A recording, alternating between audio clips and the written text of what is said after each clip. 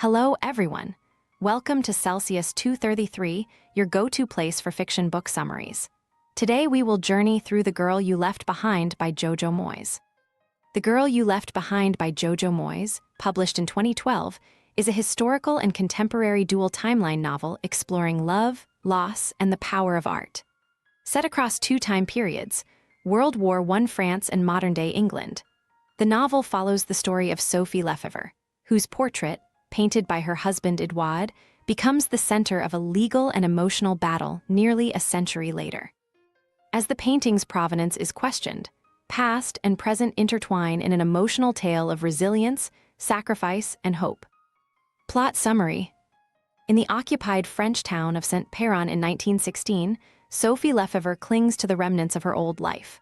With her husband, Édouard, fighting at the front, she and her sister Hélène struggle to keep their family's hotel, Le Coq Rouge, running under the ever-watchful eyes of German officers.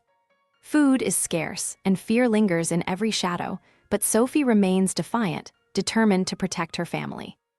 One evening, the new commandant arrives, a man of quiet authority who seems different from the brutish soldiers who take what they want without question.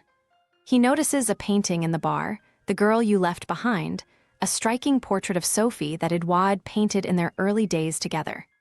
The intensity of the painting, its bold colors, the way it captures the essence of a woman in love, all of it captivates him. As the days pass, Sophie realizes the commandant is drawn not only to the painting, but also to her.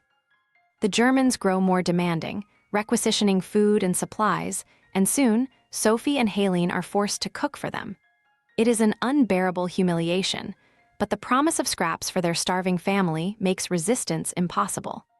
The commandant continues to study Sophie's portrait, his gaze lingering, thoughtful, as though he can see beyond the canvas into the heart of the woman who once existed before the war. News arrives that Édouard is in a prison camp, sick and growing weaker by the day. Desperate to save him, Sophie makes a dangerous choice.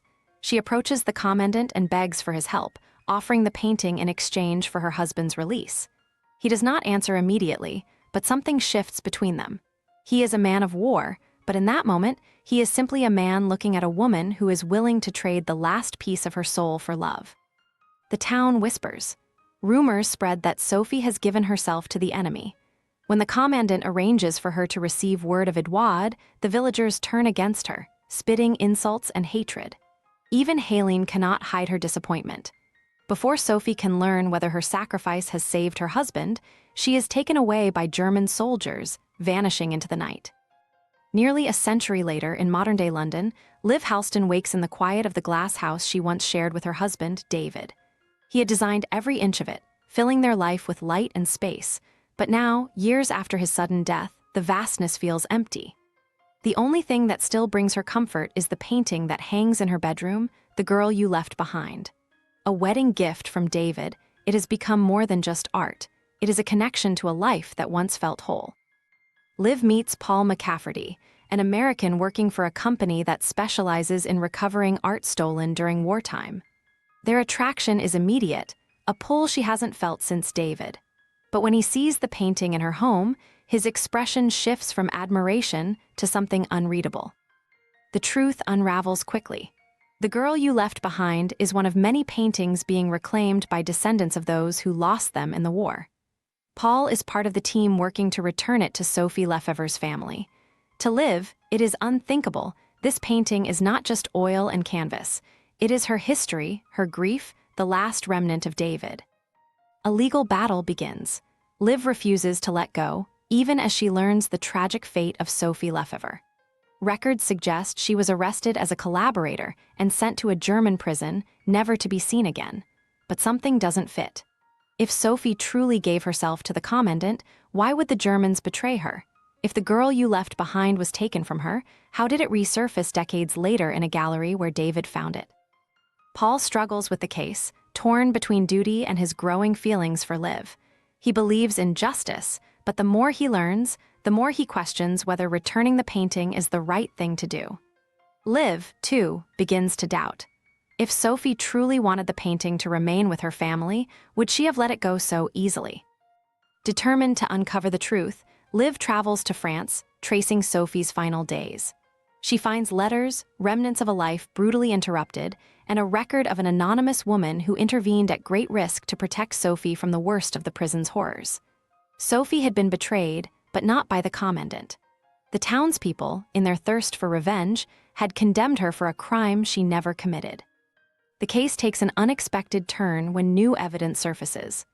A note from Édouard suggests that Sophie's last act of love was not giving herself to the commandant, but deceiving him, using his infatuation to secure a chance for her husband's survival. The painting, it turns out, had not been stolen. It had been sold by Sophie herself, traded in a desperate act to keep Édouard alive. With this revelation, the court rules in Liv's favor. The girl you left behind remains hers, not as stolen property, but as a testament to the love and sacrifice of the woman it depicts. Paul stands beside her as she takes in the weight of the moment. The battle is over, but something else has begun. Liv no longer sees the painting as an anchor to her grief, but as a tribute to resilience, to love that endures even in its most painful forms. She and Paul step into the light of a new beginning, leaving behind the ghosts that once held them captive. This was just one story. Jojo Moyes has plenty more for you to discover. Check them out in the description or on Celsius 233. Remember, while our summaries capture the essence, they can never replace the full experience of reading the book. If this summary intrigued you, consider diving into the complete story, buy the book, and immerse yourself in Jojo Moyes' original work. Bye-bye, take care, have fun.